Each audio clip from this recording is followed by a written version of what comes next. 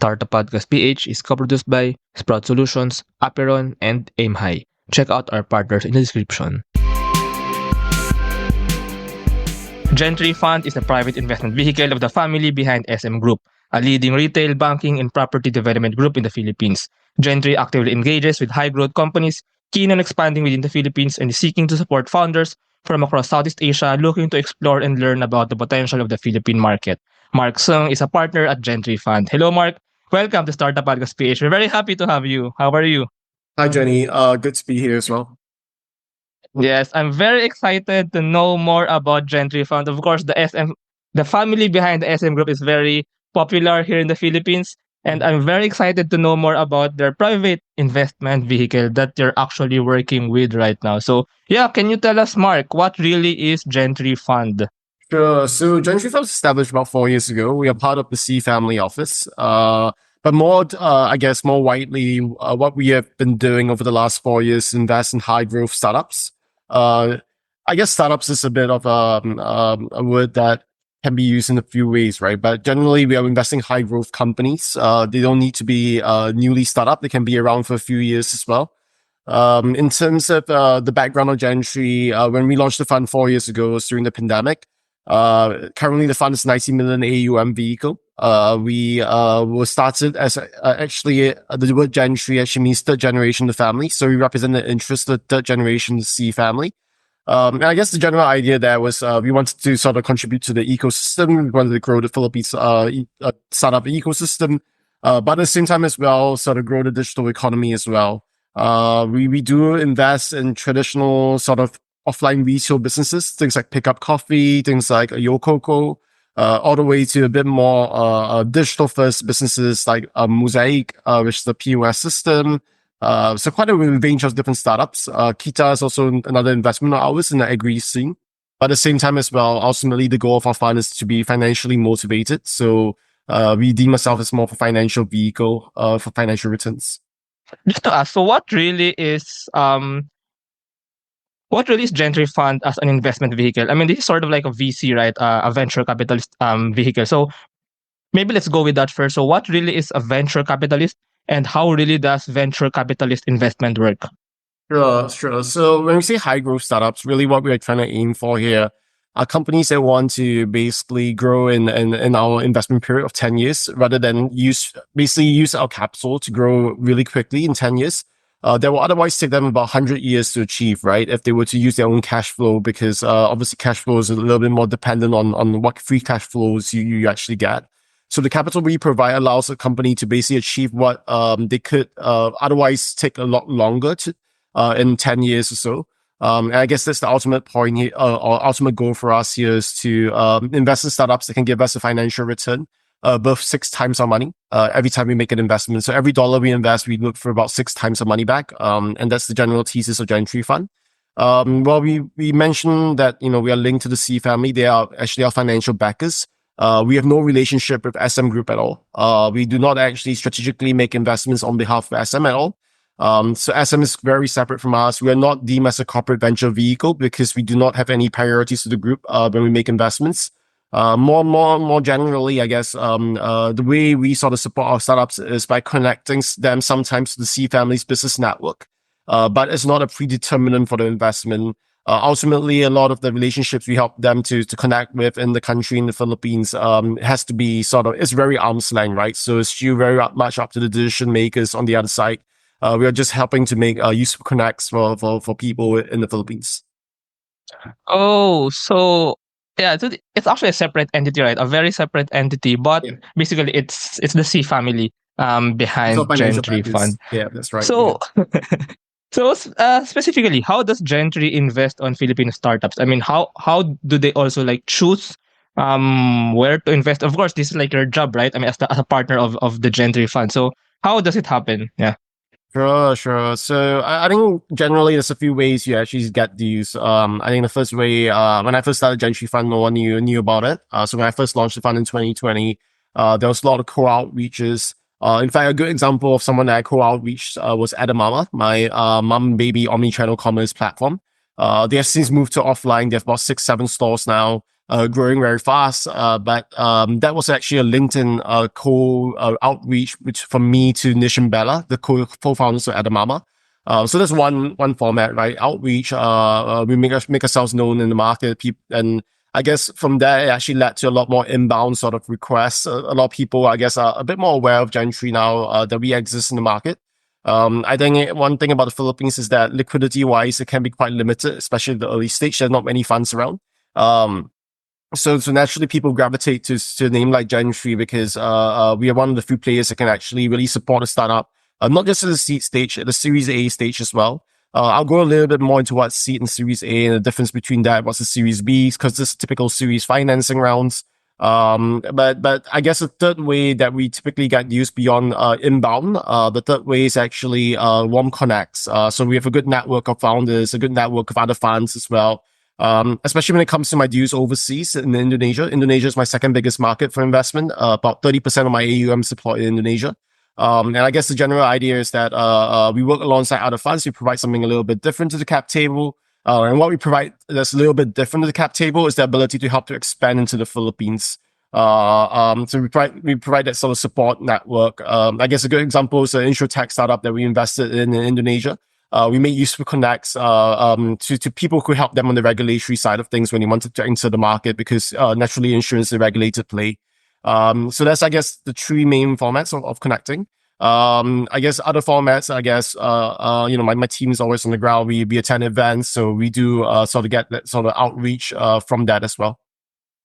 Yeah. Personally, I actually learned of Gentree Fund because you're one of the active investors of one of the of I think like the biggest startups right now in the Philippines. So that's actually how I actually learned about Gentree Fund maybe around 3 years ago, and I think it's also during an event. If I remember correctly, the first time I saw Gentree Fund is in one of an event, and then yeah, actually Gentree Fund's portfolio is very those are the startups I look up to. So can we know some of these companies that are in Gentry's portfolio? Actually, you mentioned one. So can we know more? Sure. So we have 22 companies in our portfolio now. We have 12 in the Philippines, 10 a bit more regional. Actually, we just invested in our 23rd company, so we are in the process of drawing down for that one. But the 12 companies, I guess, are quite diverse, right? We have a good mix there. I guess some of the more notable names there include things like Pick Up Coffee, Adamama.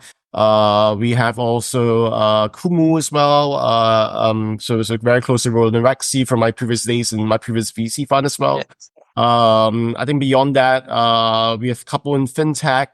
We have a digital banking play as well that recently emerged in the Philippines. So I can't really name it right now because it's still under stealth mode. I guess other things we have, we have Hive Health and the insurtech scene. I guess insurtech is a bit of a misnomer. They're very much a health management organization, HMO. We have Kita as well. That's in agri distribution. So it's a really diverse mix of them. But I think when we zoom out here, right, what are the sectors we really like, right? So we actually like to play by the lay of the land. And I think the lay of the land in the Philippines is very much consumer, right? 70% of our GDP is household consumption. So we like consumer businesses a lot. We actively scout for fast-growing consumer businesses, fast-growing consumer brands as well. This can be anywhere from sort of FMCG, CPG brands, all the way to BPC brands. We really like the health and wellness scene as well. There are some active sort of companies that I'm actively tracking. F&B is also naturally quite exciting. Philippines has a very big F&B sort of sector.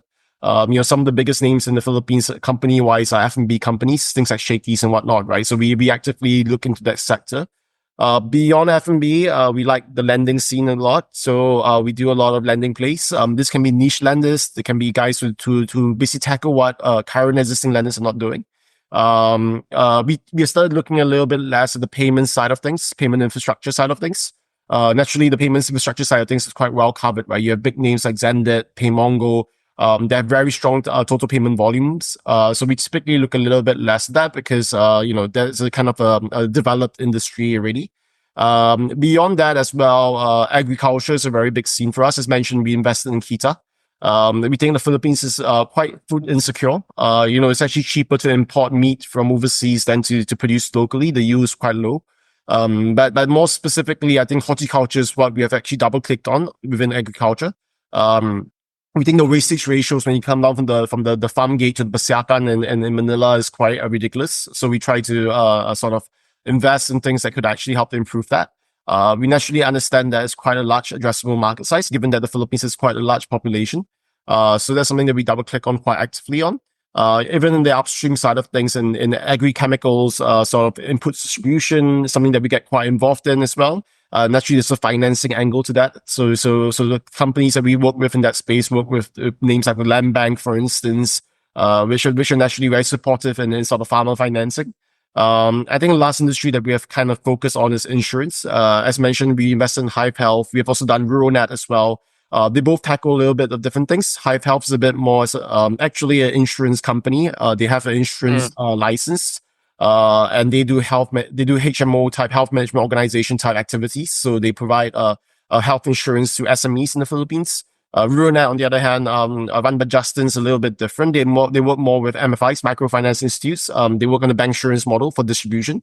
So those are four sectors we like, right? But beyond that, right, you as a venture capitalist, you can't really be too fixated on certain sectors as well. So we do take inbound requests as well as ideas from other sectors, startups or companies in other sectors.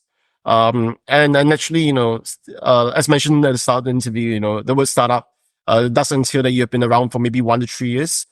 We are quite open in looking at companies beyond that sort of who are established a bit young, a lot longer as well, right? Because they could have the potential for breakout growth. Yeah, first of all, it actually makes sense now that why Gentree Fund's portfolio really I think they are really popular startups in the Philippines. And I kind of get it now because you actually focus somehow on like consumer focused startups. And that's why these companies like for example Edamama, Pick Up Coffee, even Kumu, they're actually popular with like the ordinary normal Filipino. Yeah. I think and I think it makes sense. I mean, like how you said, because the Philippines is a very large consumer market, and that's why the companies or the startups in which Gentry Fund invests on are like the really consumer focused companies, right? But can I just ask you, Mark, do you think there's something maybe like special with the Philippine market, with the Philippine consumer market? I mean, in comparison maybe with other Southeast Asian countries or maybe even outside Southeast Asia, what do you think is like unique with the Philippine market? I just want to add that question. Sure, sure. So I think Philippines ultimately is known as consumer-driven market, right? It's 110 million people. I think it's the second biggest population in Southeast Asia, after Indonesia. Yeah. Capital-wise is currently about closer to about 4,000, I think. Typically when you hit about a 4.2K GDP per capita, that's when you actually become an upper middle income country. So the Philippines on the brink of that. I think it's expected. So it's currently, I think, sorry, about 3.8K GDP per capita. So once you hit 4.2K GDP per capita, that's when you start seeing a little bit more increase in consumer spending and increase in discretionary consumer spending more and more specifically.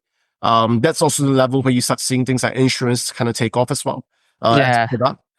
So it's very exciting in terms of a growing middle class story. I think that's what the Philippines is kind of known for, right? When you think about Southeast Asia more widely, that's the story that investors kind of like to double click on. There's a growing middle class story.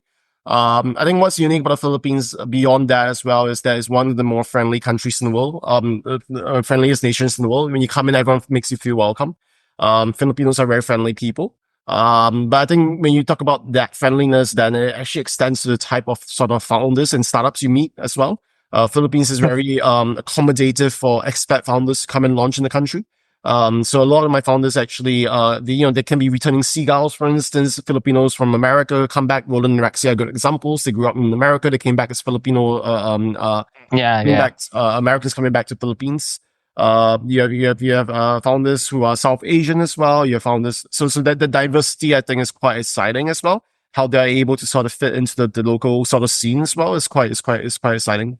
So I think this is unique in a sense. I think more specifically, I think if you even extend that further, it's reflected in the BPO industry being 10% of GDP. And actually the reason the Philippines is so good at BPO services is mainly because it's a very strong English speaking population, right? It's probably the largest English speaking population outside of India, right? Apart from obviously the States, right? And I think that's quite exciting when it comes then to the ability for the ease of business. And I think that's naturally things can be improved in terms of things like incorporating startups or incorporating companies, right? That the red tape is actually a little bit cumbersome. But generally it's quite a accommodative business sort of environment compared to somewhere like a Vietnam or Indonesia where a local language is actually a must. Where without a local founder, it becomes quite hard to actually start a startup. Yeah, this was actually very insightful. I mean, it's so nice to hear like you explained how the macro factors are actually explained also by like the personality of the Philippines, of the Filipinos. So it's like we actually, I mean, the numbers that we see, like the big numbers that we see are actually caused by our character as a country as well. Yeah.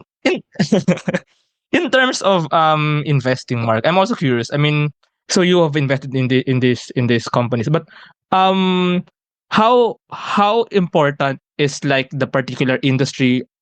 I mean, how important is like what the startup is doing in comparison with like the founders behind the team? I mean, I'm just curious on how you do investment. Like, how do you decide in terms of the factors like the startup, what they're doing, the industry they're at, and also like the team behind the founder? So I'm curious on how that works as a VC investment firm. Sure. So they're both important. I'll say you have to pay. I wouldn't say equal weightage. I think the founders are quite important because ultimately here, when you talk about high growth companies, you do require the right management team to execute, right? You can have the best market for yourself, a blue ocean opportunity, but if you can't execute, you're not going to capture it, right? So I think ultimately the founding team is actually quite important. I've seen obviously teams that are stronger, are weaker. I've seen the outcomes from that as well. We've invested in companies that naturally the founding teams actually drive the business, even though the market may be a little bit more limited. I think especially when you saw the interest rates rise, right? A lot of the consumer spending did decrease a bit. Inflation was a big issue as well. Consumer spending did get hit a little bit. And I think that's the resilience of some of the founders that we have invested into kind of shows through that, the founding team is quite important. But I think second to that as well, you have to understand as well that, without the market being there, even though you're the strongest founder, as resilient as you may be, there's no way for you to actually achieve breakout growth, right? And so it comes really hand in hand. I would say that we are both thesis driven, but at the same time founder driven at the same time. So the weightage there, I wouldn't say equal, but naturally both are quite important.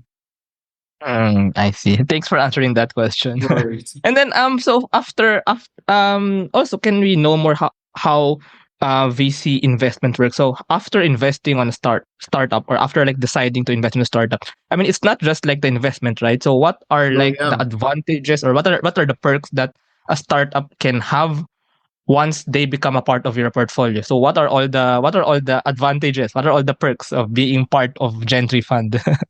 Well, sure. I think the first is obviously funding yourself to be able to grow quickly within a shorter time frame. In this case, is my investment period, which is 10 years, or even less than that, right? Typically, we try to exit between 5 to 10 years. So, firstly, is to grow fast, right? I think that's ultimately what capital gives you.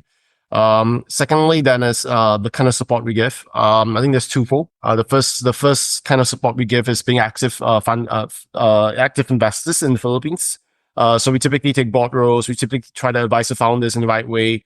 We may even second people into the startup if necessary at certain points. Naturally, we don't do that often. We are a bit more selective when we do that, but it's very much based on the needs of the founders. I think beyond that as well, there's the business network I talked about, right? The C Family's business network that we can connect them with. Naturally, it's not a promise you can give founders. What we do is we can basically knock on doors to them, right? Whether the door is unlocked or not, really depends on the commercial team on the other side. We don't sort of dictate any commercial sort of understanding. So we just make the right connects for them. And then it's really up to them as founders who are tenacious enough, who are driven enough to be able to sort of make that sort of link actually happen, the commercial opportunity happen. Sometimes we do so even before we invest. We do so as part of the investment process, just so that we can better understand if there's that tenacity in the founder. I think ultimately for us, as much as we help founders, at the same time as well, we want founders who can help themselves. If not, it doesn't really make for a very strong portfolio. At the end of the day, we're only a team of 7 people at Gentree Fund. So if we have to run every single startup, then it's not going to make resource sense, right? We're not going to be able to run Gentree. So I think ultimately for us, we see the founders as subject matter experts. We then provide support then in terms of guidance, but at the same time as well, when it comes to fundraising as well, corporate development support, follow-on fundraising rounds as well, we try to assist there. Is payroll processing taking too much of your time? Introducing Sprout Payroll Starter. For as low as 5,000 pesos per month, you get a team of experts to help you with your payroll and HR needs. We'll help compute and process payroll, handle all your government compliance requirements, and automate timekeeping. Leave the payroll to us so you can focus on growing your business. Enjoy peace of mind with Sprout Payroll Starter.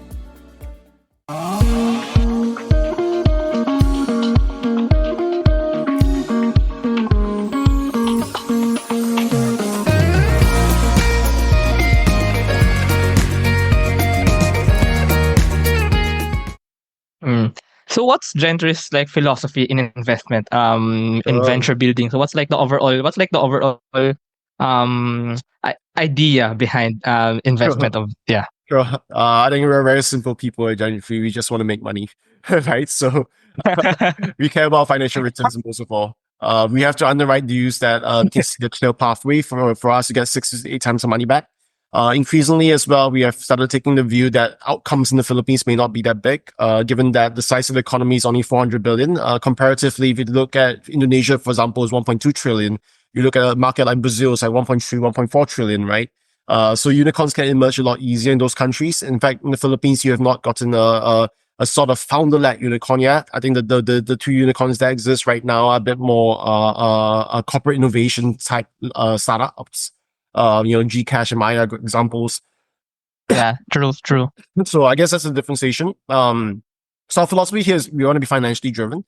But if we then look at outcomes there, can we expect that a Figma Adobe deal would happen? Like, can we exit at $3-4 billion? The answer $20 billion, right? The answer is, can OpenAI emerge in the Philippines? The answer is probably not, because the size of the market doesn't accommodate that.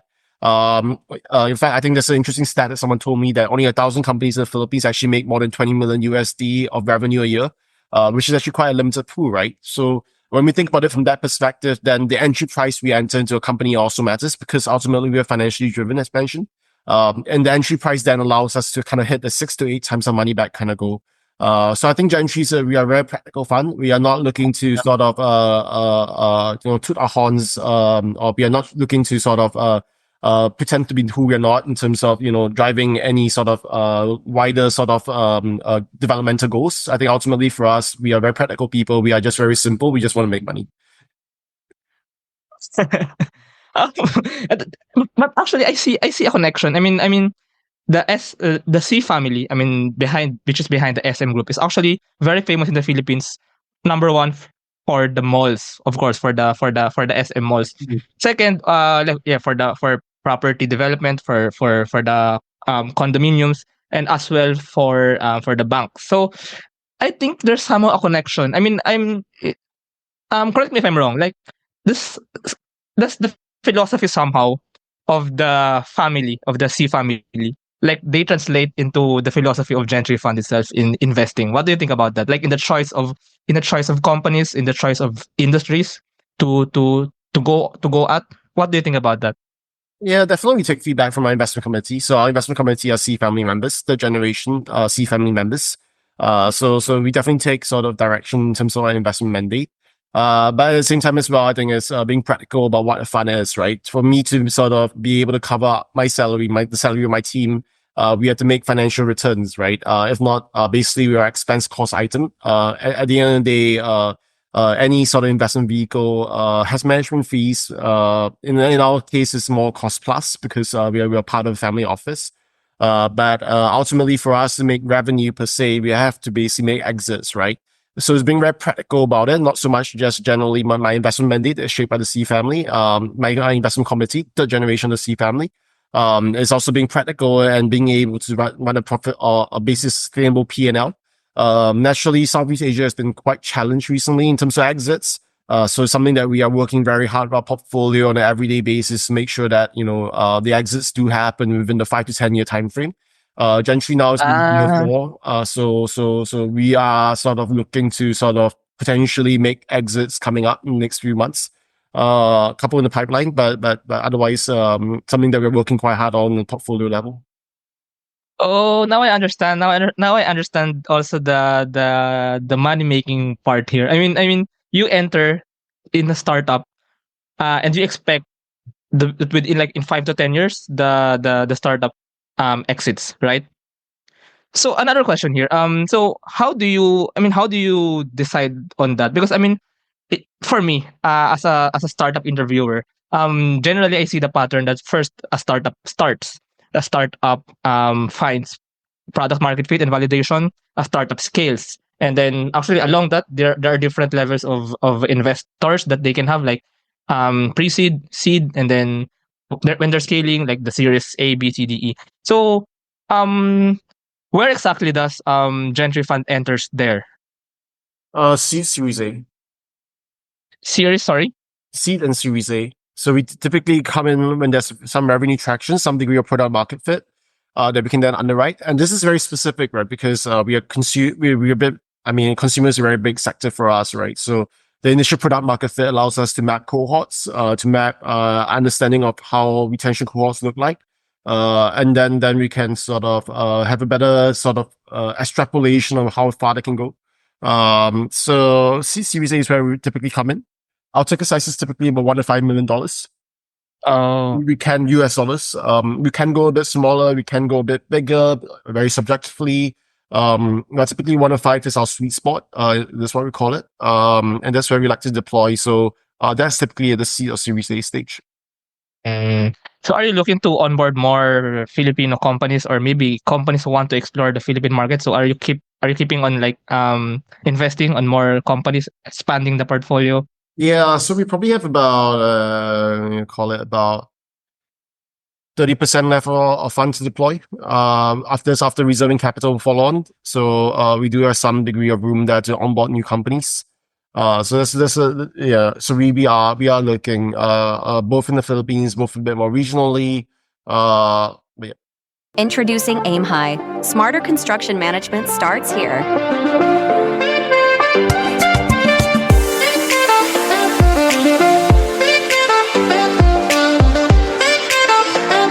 Monitor costs and progress with real-time insights. Plan ahead and adapt with streamlined scheduling tools. Make data-driven decisions to avoid costly delays. Increase efficiency and profit with Aim High. Mm. And then this next question is a bit more personal. I mean, I really want to understand how is it to be working for a VC fund. So how is it really? I mean, yeah, Mark, as a person, as a human being, how is it really like working for a VC firm, working with a VC firm? Yeah, I mean, it's obviously very dynamic, right? I think you can't do this job unless you like talking to founders and like talking to smart people, right? I like talking to people every day.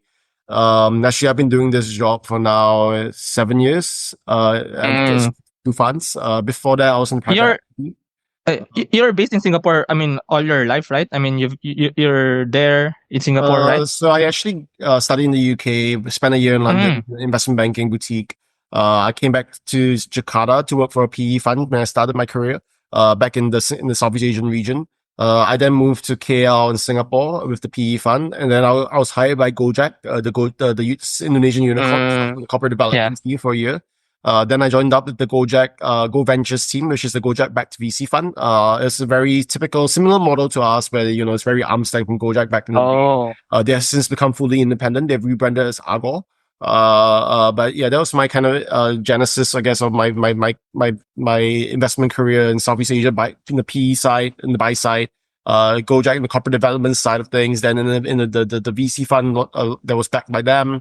Now after that, 4 years ago, I was hired by the family to launch Gentree Fund. So I launched it 4 years ago, actually right in the middle of the pandemic.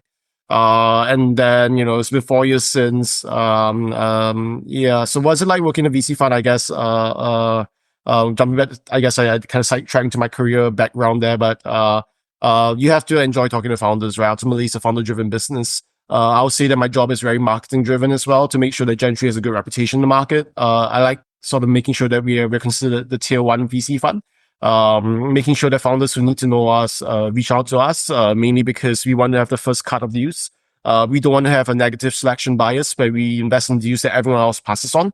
So in the Philippines, our goal is to be the leading fund in the Philippines, to be able to see every deal. So we call it 100% coverage. So we do sort of actively, if we think the startup is actually quite exciting, we will reach out to you. We will find you. But at the same time as well, we also do inbound, right? So like we go for events and stuff. But if you are an exciting founder and you're an exciting startup that we think is quite, has a very strong potential, my team will have spoken to them. Yeah, so if there's an exciting startup, a startup founder leading an exciting startup, listening to this conversation, listening to this podcast episode, so maybe you can contact Mark from Gentree Fund. So yeah, Mark. By the way, so you go to the Philippines often, right? I do. I'm there quite a lot actually. I'm coming in next month, end of this month actually. Oh. Well, so what do you think of the Philippines? I mean, as like everyday living in the Philippines. That's okay. I mean, generally you revolve around, the typical central business districts for work. You're either in Makati, Rockwell, you go to Fort, I've been around, right, all the way to like, Quezon City and, everywhere, right? But also in the provinces as well. One of my startups, has businesses in Baguio, especially the which one? Kita, KITA. Okay. So they distribute from the Baptisi, which is the trading post in Benguet province. They also have Nueva Vista thing, and then Lukman trading post. So I do go around, take a look at stuff like that, right? That's nice. Parts like Balintawak, which is a bit more industrial. Sometimes you're in Alabang when companies want to open a store there because naturally, south of Manila is quite a big demographic and target market in terms of more the middle class there, upper middle class as well. So it gives you a good sort of market. But yeah, no, I've been around the Philippines quite a bit. It's easy to live, right? I think everyone speaks English. Yeah, good thing you mentioned Baguio. It's actually my favorite place in the Philippines, Baguio City. It's cold there. Cool, it's cold. It's very cold there. Yeah. Just last one question. I want to know your perspective as well on the Filipino market, because I mean sometimes, for me, the fact that the Gentree Fund exists, the fact that more families, more rich families are like in putting investment into the Philippines, that actually gives me an optimistic view of the Philippine economy. So what do you think will happen? Just some rough thoughts. Like, yeah, sure. are you really very optimistic of the Philippine economy? Like, what's your outlook on, like, maybe 10 years or maybe more years? What do you think about that? Well, there's, I guess, the dynamic in the Philippines. Okay, so it's the fastest growing economy in Southeast Asia. Maybe second sometimes to Vietnam. I think the current projections right now is about 6.3%. Sorry, for 2023 is meant to be 5.5% GDP growth. And that's above the 5% Southeast Asian average. In terms of expected this year, I think the World Bank estimates, 5.5 was last year, right? So last year in 2023 was 5.5. This year is expected to be about 6%, I think, roughly about that. In 2025, I think they're expecting about 6.2%. The government typically targets between 6 to 7%. And then what is driving growth really, right? It's obviously consumer as big part of the GDP's percentage. That consumer investment spending always helps to drive growth. I think the Marcos administration has been really great in terms of easing investment policies. I think you see a lot of the rate tape being cut, a lot of FDI coming in. South Korea, Singapore, and I think Netherlands were, I think, the top FDI countries over the last quarter. So it's great that there's a strong FDI investment. I think more specifically, one thing that has kind of helped the growth in the second half of this year is lower consumer prices. So inflation has actually dropped quite significantly recently. I think right now, if I'm not mistaken, is slowed down to about 1.9%, right? Which almost 2%. Yeah. Just below 2%. And that was driven by, I guess, cutting of rice tariffs. So that's obviously within the BSP sort of target inflation rate.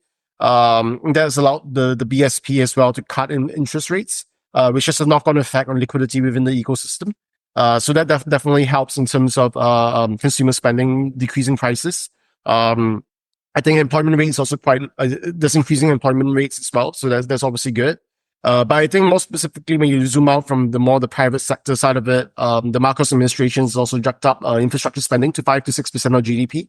And they're targeting a growth rate of 8% towards the later half of 2028, right? So that's already sort of upside sort of scenarios for the Philippines.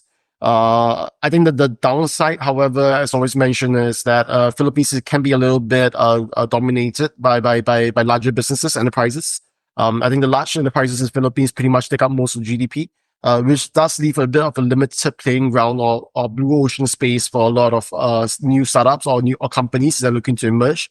So it becomes a bit tougher to sort of, if you want to be a large mall operator, then, it's going to be quite hard, right? Because you need to find the capital for that. And really, there are large malls everywhere, right? So things like that. I think that's where the limitation sometimes lies. And that's why it's quite important that funds like me exist, funds like Kickstart exist, even the JGDAF guys exist, because it helps to foster that collaboration. It helps to then create the white spaces for companies to emerge. Oh, that's actually nice to hear. I mean, it's an objective take on what the Philippine economy really is, and that's also. I mean, it's also good to hear like the good things. I mean, especially the bright outlook on the Philippine economy. I mean, that's what we want to hear because it gives us hope as well. Um, I mean, personally, I mean, this podcast actually aims to also to like inspire more Filipino entrepreneurs. So I think, I mean, given that outlook, I mean, that also gives us some hope for the Philippines. So that we're actually moving up. But yeah, thank you so much, Mark, for this conversation. And if our listeners, maybe there are some startup founders listening to this who want to be who are interested to partner up with Gentree Fund. So how can they know more? How can they contact you? Maybe you can lead them to the website or social media channels. Yeah. So we have a website is www.gentree.asia, ASIA. You can also email inquiries, ENQOUIRES, at RIES, at gentree.asia. Or you can just email me. It's just Markson, MARKSNG at gentree.asia. I'll put those details below. And thank you so much, Mark. Thank you. Yeah, thank you. Okay, thanks, Jenny.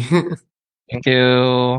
Thank you very much to our 52 patrons. This episode is super powered by AskLex PH Academy, our official e-learning partner. Get certifications on Lean Six Sigma, project management, data science, and more. Unawa, driving digital transformation with secure, legally enforceable electronic signatures and robust AML compliance. SchoolTech, all-in-one AI-integrated school and learning management system. Better Support, a Manila-based BPO company. They are offering a referral program for anyone who can bring in new clients. Let us know if you know any Western-based business that might have a need. Britanna, cloud-based enterprise-grade ERP solution that fits the small and medium business budget. Wonder Brand, data science-driven brand strategy and design company for emerging markets. Fail Coach Miha Matlievsky, business training, coaching, and consulting for startups and SMEs who are scaling or finding product market fit. Drive Manila, Philippines' largest peer-to-peer car rental community. East Point Business Outsourcing Services, one-stop shop for streamlined business solutions for MSMEs such as business registration, bookkeeping, and more. Doon, Philippines' first fully insured peer-to-peer car sharing marketplace. Hire Business Solutions, provider of the most configurable cloud-based payroll system in the Philippines. DiviCode Technologies Incorporated, IT solutions specializing in software development, blockchain smart contracts, digital wallets, and cybersecurity. Mata Technologies, Philippines' premier provider of virtual tours and maps for LGU's real estate, tourism, and private businesses. Smile, consent-driven digital employment verification service to make smarter decisions faster. One CFO, CFO services, bookkeeping and tax and payroll processing for startups and small businesses. Mamiki Super Pet App, Philippines' first ever one-stop mobile app for pet products and services. Ignite Careers, career matching platform for Filipino talent and hiring companies in the outsourcing industry. Looking for buy and sell online with Sigurado sellers. NutriCoach, personalized nutrition and weight loss programs for you. This episode is powered by Wasteless PH, Tech Tribe, Yay, Uplift Code Camp, Board Prep, Dohe Philippines, Edfolio, Hive Rooms, Kazam, CodeSham, Jure.ph, Big Giant Games, Agile Data Solutions, Hustle PH, Pahatid PH, Founders Launchpad, Pareto Consulting, Contact RFID Business Cards, Serious MD. Support the podcast through the links in the description.